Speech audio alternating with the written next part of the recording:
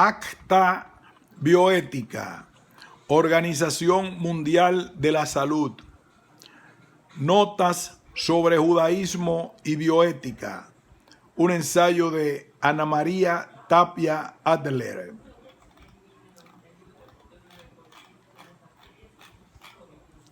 Introducción. El presente artículo pretende introducir al lector en ciertos tópicos de bioética percibidos desde la perspectiva judaica.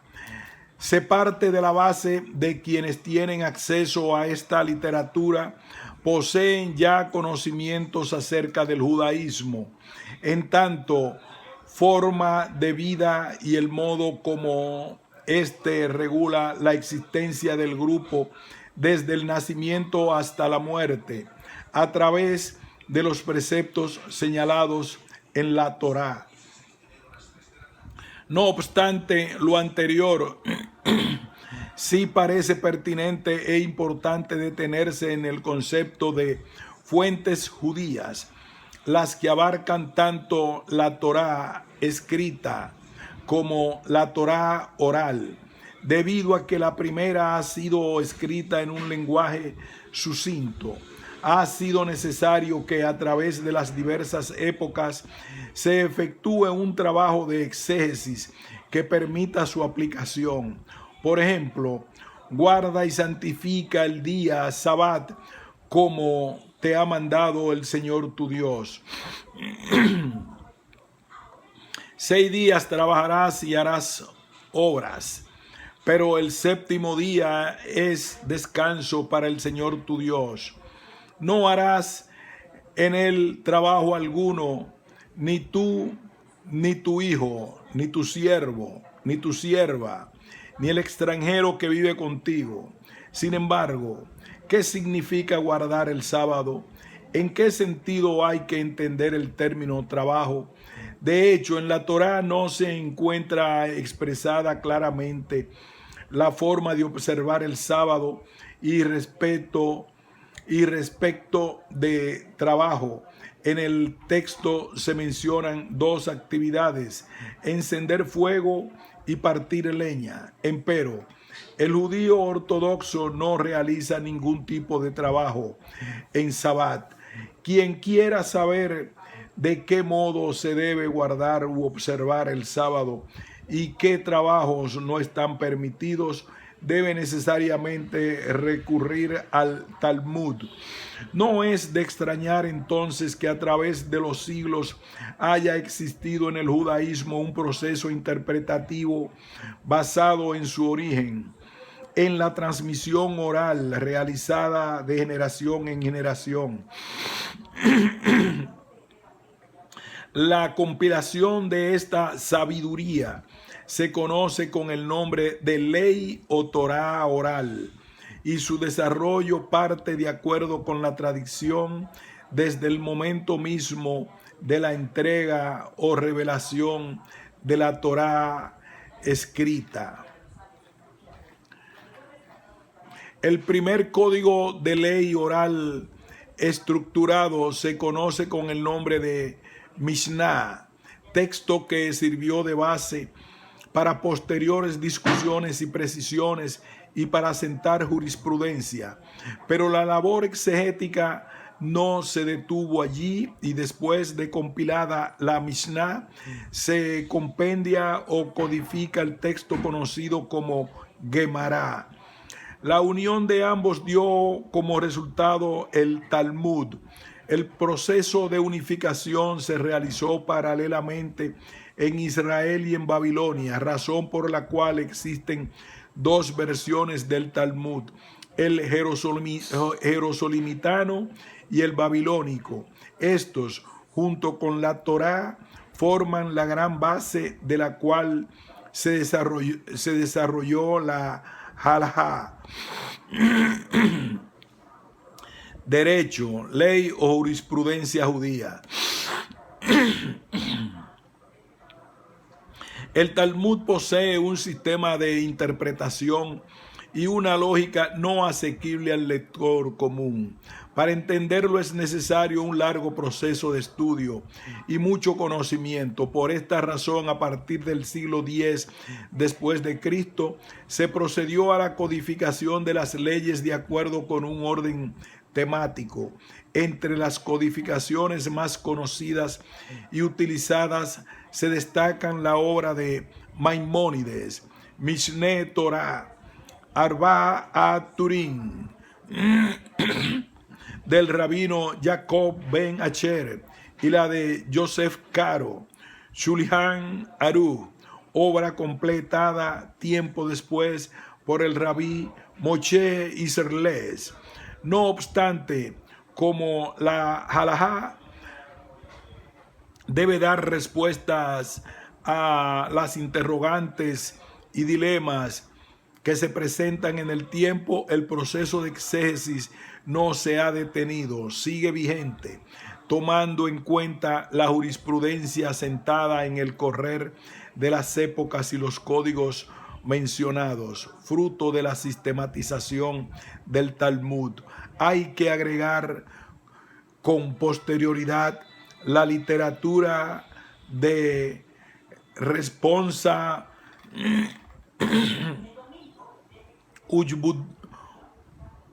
Uchvot, que contiene las respuestas dadas por sabios prestigiados a consultas acerca de la casuística legal. Los códigos y la literatura de responsa devienen en parte esencial de la legislación judía y son estas últimas las que facilitan la aplicación del halajá. Otro punto importante es que, siendo tan amplias las fuentes y no existiendo un cuerpo legislativo único al interior del judaísmo, como en la antigüedad lo constituyó el Sanedrín, no encontramos la respuesta del judaísmo a determinados problemas. Existen situaciones como la muerte asistida, eutanasia, la clonación, los trasplantes de órganos, la concepción in vitro y la manipulación genética, entre otros, para las cuales no se encuentra una jurisprudencia rabínica talmúdica.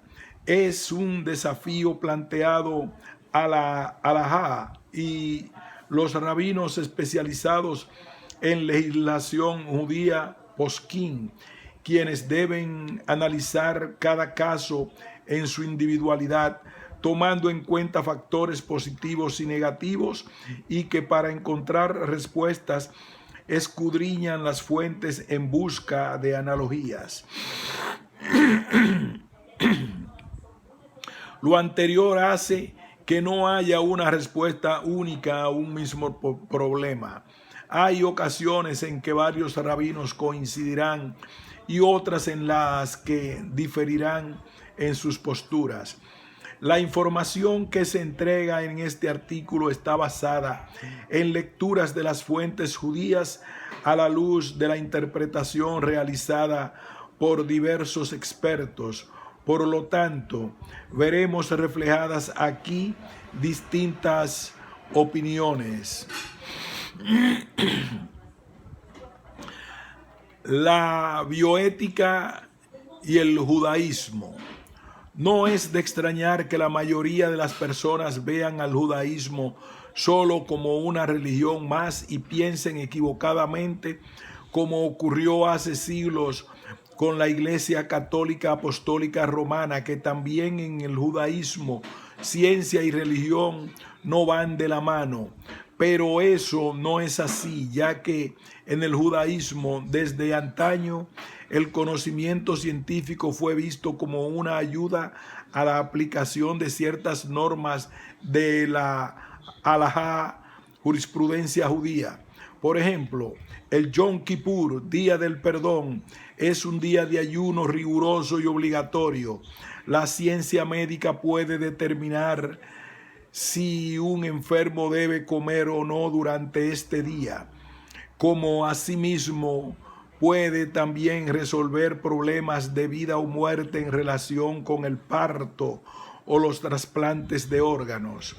El conocimiento de la astronomía hizo posible realizar los cálculos necesarios para determinar los años bisiestos y fijar el calendario judío con las fechas correctas para la celebración de las festividades. Como estos, son muchos los ejemplos que pueden mencionarse para revelar la importante relación entre ciencia y religión en la fijación de dictámenes halágicos. Es menester percibir a la ciencia como aquella actividad que entrega al hombre conocimiento y herramientas tecnológicas para hacer de su vida algo mejor, y a la Torá como la que proporciona las pautas éticas acerca de cómo deben ser utilizadas dichas herramientas. Así pues, ciencia y Torá deben ir juntas. En el judaísmo, el conocimiento por el conocimiento y la experimentación solo por alcanzar mayor conocimiento no son aceptables, si no van acompañadas de un comportamiento ético que implique hacerse responsable de acciones y descubrimientos, y que por estos vayan encaminados a mejorar la vida del hombre. Observaréis mis estatutos y mis ordenanzas destinadas a hacer vivir al hombre. En este sentido, la ciencia médica destinada a mejorar la calidad de vida de los seres humanos y a curar en la medida de sus posibilidades las enfermedades que éstos puedan padecer, es una ciencia que conlleva el comportamiento ético de aquellos hombres que la practican. Numerosos problemas relacionados con el inicio y el fin de la vida están bajo la supervisión de los comités de ética, los cuales cuentan entre sus miembros no solo a médicos, sino también a expertos en asuntos religiosos. En nuestro caso, el halayá,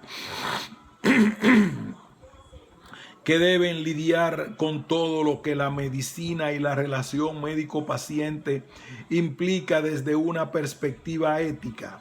Además, procurar que no se lesione lo que la perspectiva religiosa señala y que determina lo que puede o no hacerse desde el punto de vista de la halajá. Habrá oportunidades en que los dictámenes halágicos podrán no concordar con ciertas prácticas médicas. Si uno busca en el Talmud, también es posible encontrar tratamientos y medicinas que se prescriben en ciertos casos, pero que no se pueden usar en los pacientes porque muchas veces no es posible identificar correctamente las dosis exactas ni las instrucciones para administrarlas. Lo correcto entonces es la utilización de los métodos modernos en beneficio del paciente. En este punto resulta importante destacar la gran responsabilidad que recae en los hombros del médico, quien está obligado, aun cuando el paciente no lo admita, a realizar todo lo posible con el fin de que se continúe con vida, porque no hacerlo es equivalente a derramar sangre.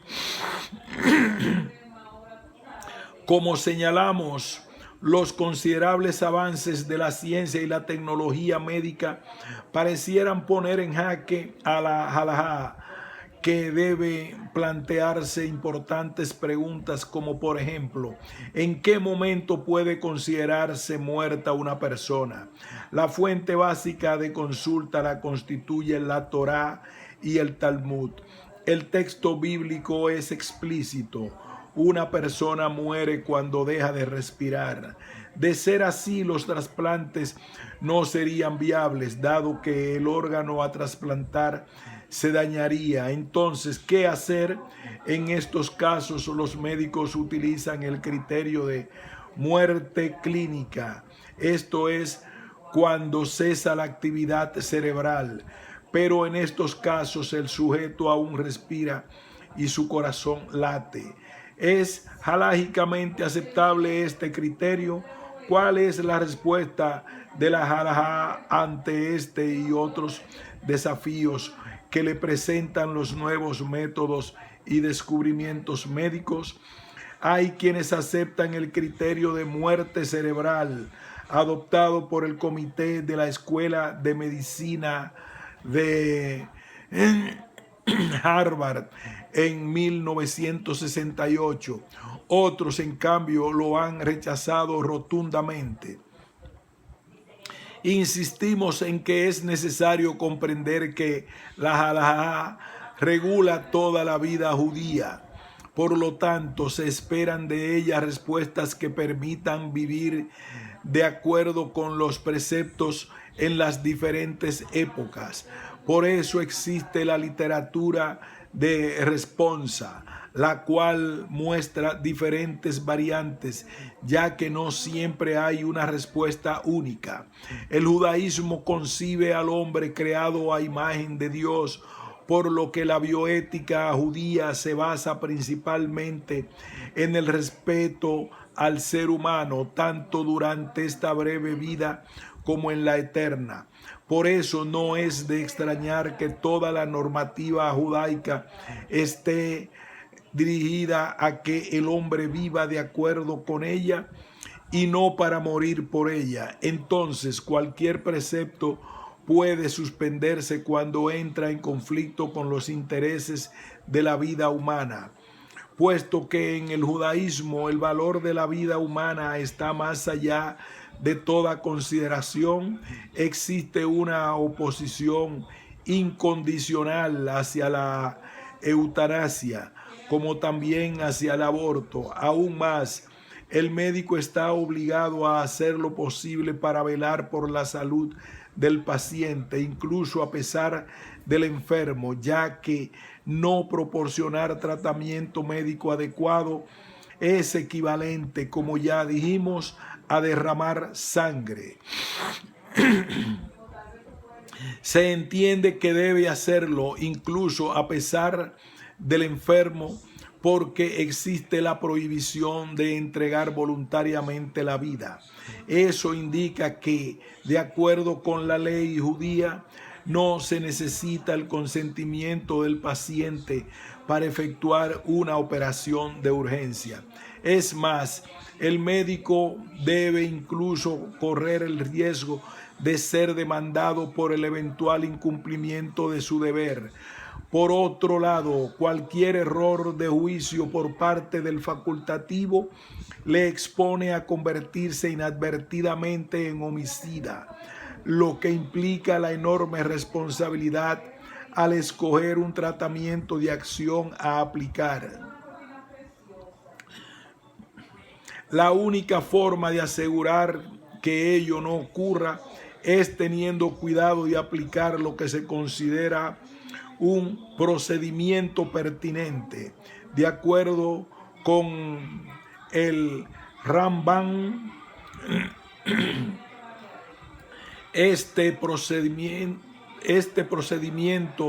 es aquel que ha demostrado su eficacia y que procede como deducción de las teorías físicas generalmente aceptadas, de modo que incluso a un paciente que sufre de una enfermedad fatal puede administrársele un tratamiento que, si falla, puede producirle la muerte, pero si es exitoso puede prolongarle la vida. En la actualidad, los médicos se ven sometidos a procesos y demandas por las denominadas malas prácticas.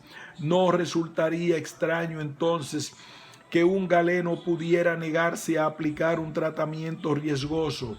Sin embargo, acorde con lo que señalan algunos autores, ello no podría ocurrir en el ámbito judaico, por el principio establecido por la legislación judía, que establece que la Torá ha concedido permiso al médico autorizado para sanar, y se trata de un mandamiento incluido en el que ordena salvar la vida.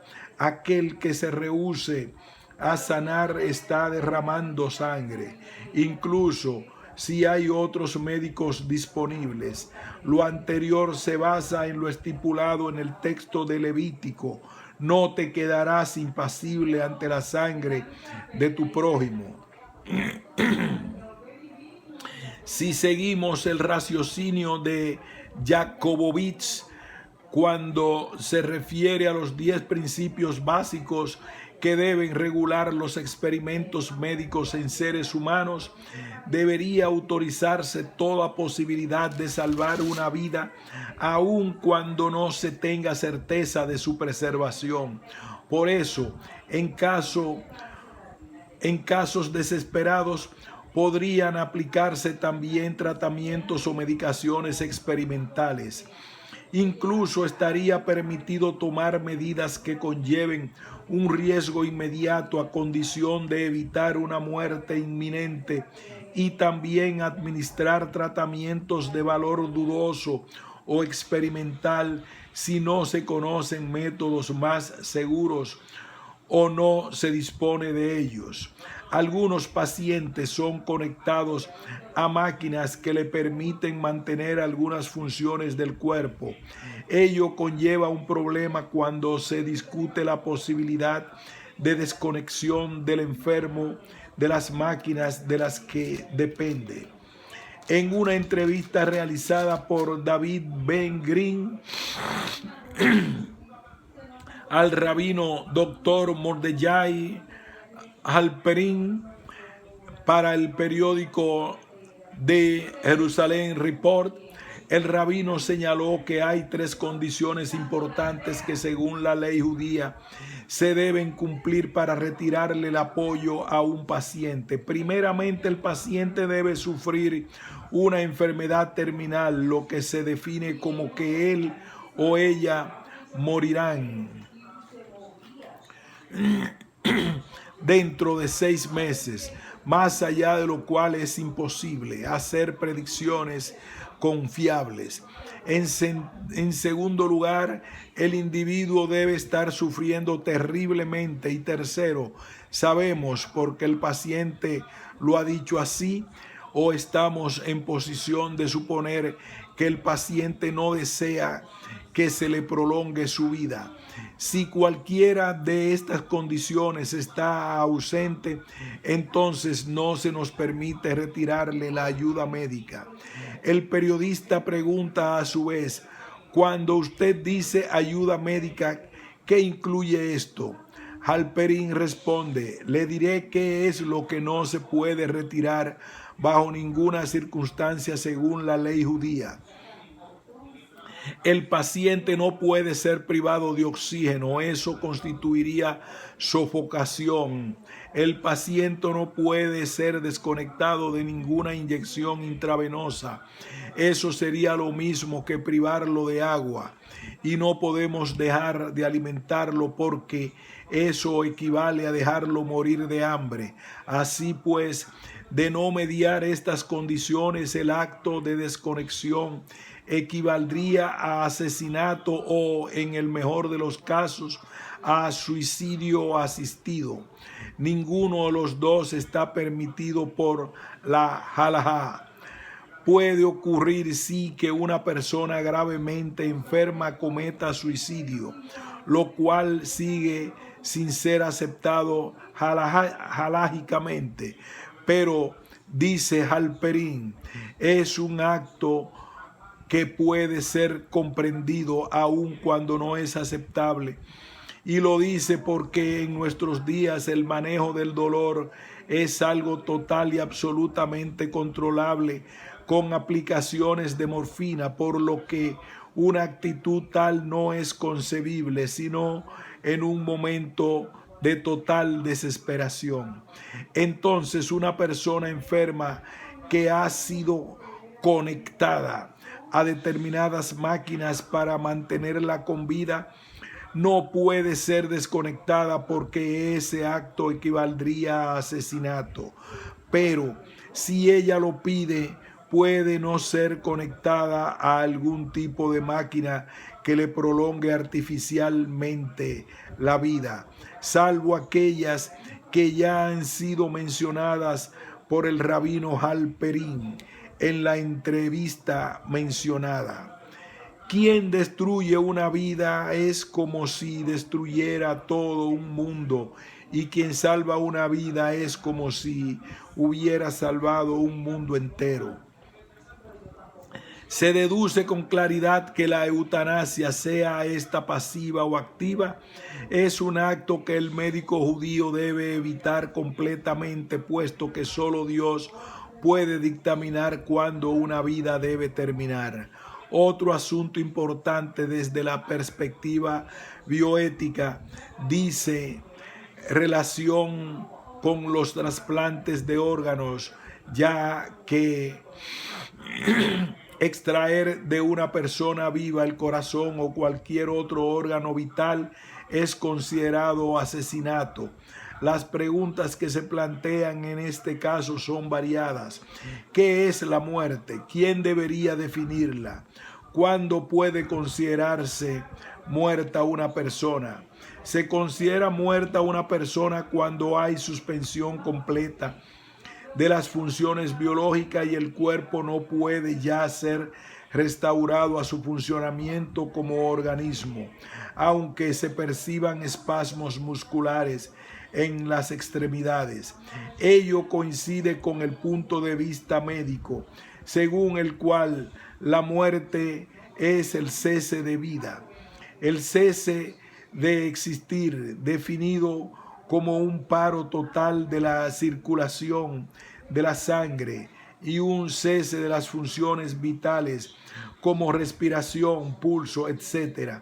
En el caso de trasplante se utiliza el criterio de muerte cerebral, que, como hemos visto, es aceptado por algunos expertos en la halajá, rechazado por otros.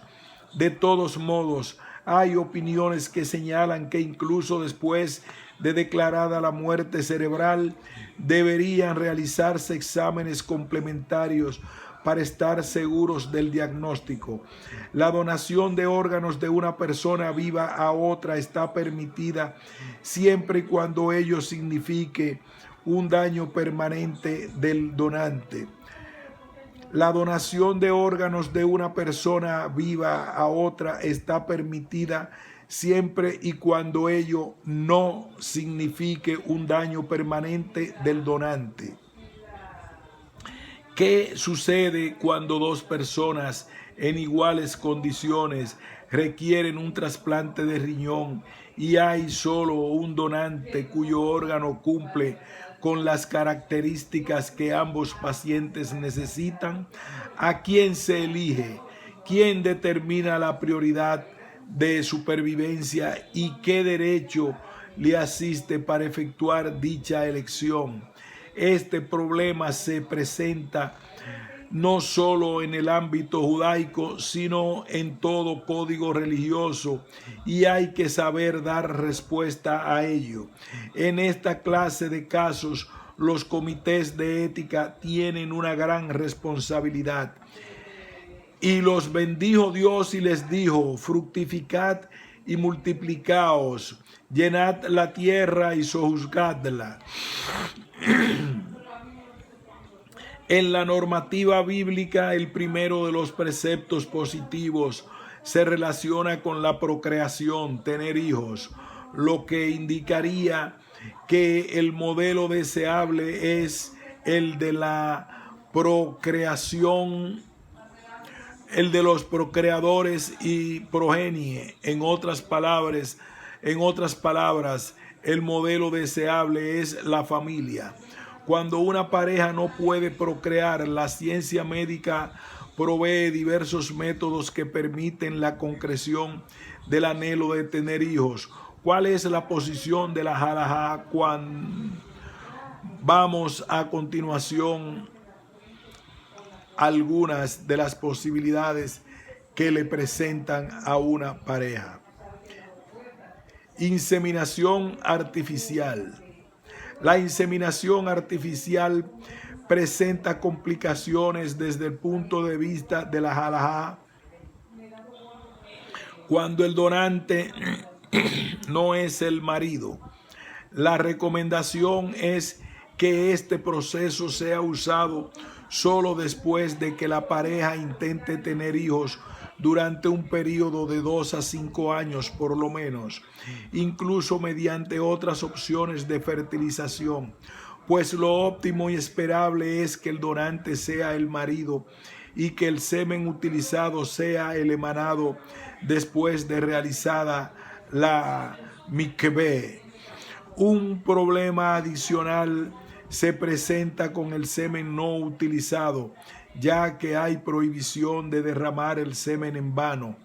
Pero en este caso puntual, dado los fines que persigue, se considera el semen restante del mismo modo que cuando se ha llevado a cabo un intercurso sexual entre la pareja. Fertilización in vitro.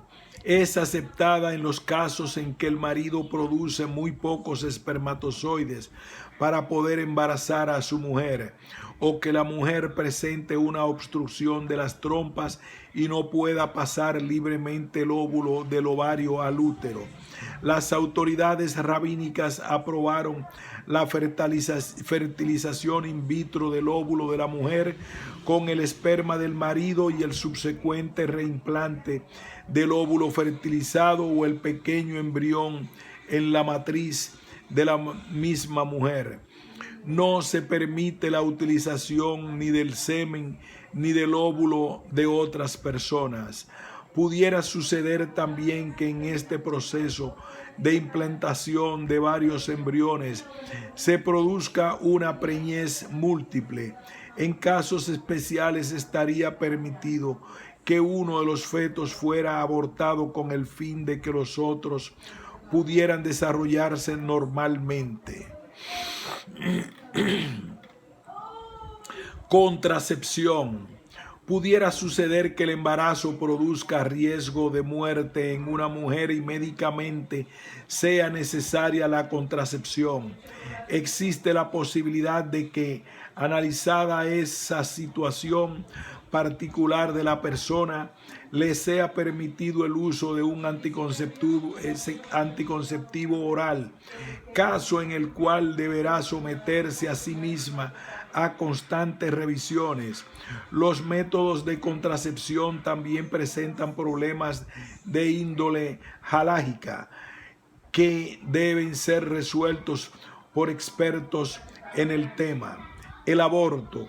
Existen al respecto criterios que emanan de la Torá y el Talmud, y la decisión de concretarlos se estudia también caso a caso. Se parte del sujeto que el feto depende para su subsistencia totalmente de su madre, y si su existencia pone en peligro la vida de ella, estaría permitido entonces el aborto terapéutico en cualquier etapa del embarazo. Sin embargo, una vez que el bebé ha asomado su cabeza o parte de su cuerpo, su vida se considera de igual valor que la de la madre y no se puede atentar contra ella. ¿Qué ocurre cuando existe la posibilidad de que el bebé pueda nacer deforme o provoque disturbios emocionales y psicológicos serios para la madre? En el primer de los casos, Eisenberg señala que la mayoría de los poskim prohíben el aborto en caso de malformaciones o anomalías encontradas en el feto. El rabino Moshe Feinstein, uno de los más importantes poskim del siglo pasado, dictamina que incluso la amniocentesis está prohibida si se realiza para evaluar únicamente los defectos del nacimiento, pero para que los padres puedan solicitar un aborto Sin embargo, si el examen es con otra finalidad médica, no hay obstáculo para realizarlo. En casos debidamente justificados, se prevén también razones psiquiátricas para efectuar un aborto. Sin embargo, este punto es bastante discutido. Por una parte, se conocen episodios en que el embarazo puede producir depresión o posparto y volver irritable a la madre hasta el punto de cometer alguna locura. Por otra, en nuestros días la depresión es una enfermedad absolutamente tratable, por lo que no justificaría una acción como esta. Es posible en casos muy especiales y certificados encontrar normas que permitan el aborto antes de los 40 días de gestación y hasta un máximo de 3 meses. Pero es necesario establecer con claridad que el aborto por conveniencia, economía u otra razón está prohibido desde la concepción en la ley judaica. La clonación, pese a lo promisorio que podrían ser sus resultados, presenta graves problemas éticos. La persona es producto de la combinación genética entre el óvulo y el espermatozoide. El resultado de dicha unión que ha llegado a término es un ser humano en el que se ha recombinado el aporte genético de ambos padres, por lo que aún teniendo la misma materia, es diferente de sus progenitores. Ninguna persona es igual a otra. En la clonación, en cambio, se busca la creación de réplicas del material clonado, y en este proceso no hay ni interacción de los sexos ni recombinación genética. La clonación presenta claros problemas éticos por la manipulación genética que conlleva. No cabe duda de que podría no solo mejorar la vida del ser humano, sino también alargar su vida y facilitar los trasplantes. Pero por otra parte existe siempre el riesgo de una manipulación inescrupulosa. He aquí yo propongo hoy delante de vosotros la bendición y la maldición. La bendición, si oyereis los mandamientos de Jehová vuestro Dios, que yo os prescribo hoy, y la maldición, si no oyereis los mandamientos de Jehová vuestro Dios, y os apartaréis del camino que yo os ordeno hoy. El versículo que precede puede resumirse como: he aquí que delante de ti pongo la vida y la muerte, escoge la vida. Escoger la vida significa escoger los caminos señalados por la Torá a través del cumplimiento de sus preceptos, los que, explicados por los sabios del judaísmo, han dado origen a la halajá.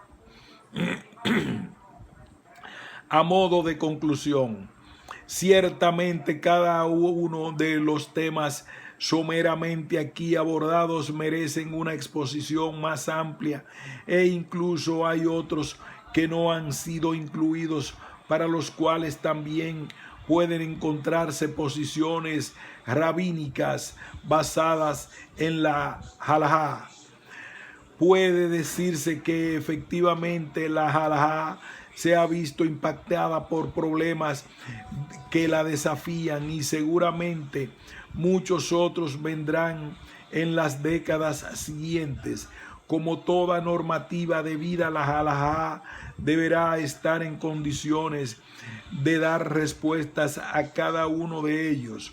Los autores consultados señalan que ante cualquier duda de tipo halágico debe necesariamente recurrirse a un rabino que reconozca y se encuentre especializado en el tema, porque, como señalamos, es quien estará autorizado para emitir un juicio o fallo rabínico que no entre en contradicción con la halajá. No veo que los conflictos sean insolubles, pero sí que dan origen a respuestas que no necesariamente son idénticas. Finalizo citando los dos primeros párrafos de una entrevista realizada por el periodista Jorge Ruillón a los rabinos Yehayahu Rubinstein y Joseph Bitton. En esta relación entre fe y ciencia hay muchas paradojas no resueltas, muchas dudas por investigar. La verdad revelada está en el pasado, mientras que la verdad científica está en el futuro, expresó Rubinstein. Bitton, remitiéndose a una cita de la revista del New York Times, apuntó a una entrañable ligazón. El científico escala la montaña de la sabiduría científica y en la cima se encuentra con el teólogo que lo estaba esperando allí desde hace muchos años. Fin de este ensayo.